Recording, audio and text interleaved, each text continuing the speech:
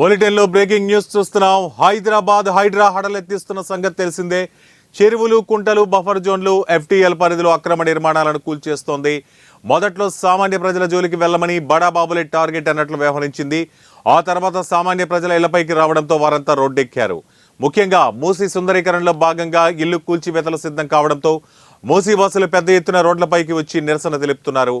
మరోపక్క విపక్ష పార్టీలు సైతం బాధితులకు సపోర్ట్ చేస్తూ అధికార పార్టీపై ఆగ్రహం వ్యక్తం చేస్తున్నారు.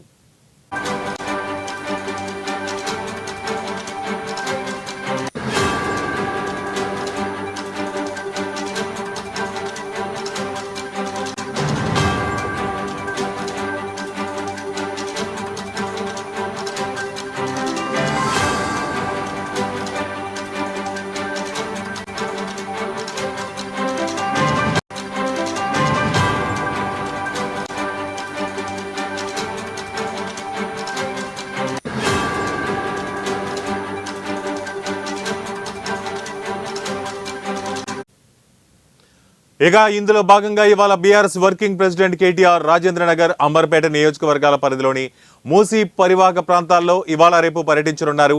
బుల్డోజర్ బెదిరింపులకు సాధ్యమైనంత వరకు అరికట్టాలని, దానికోసం తాము చేయగలిగినంత వరకు కృషి చేస్తామని కేటీఆర్ తెలిపారు. కాగా 36 గంటలుగా జ్వరం, దగ్గు, జలుబుతో బాధపడుతున్నట్లు కేటీఆర్ ట్వీట్ చేసిన విషయం తెలిసిందే.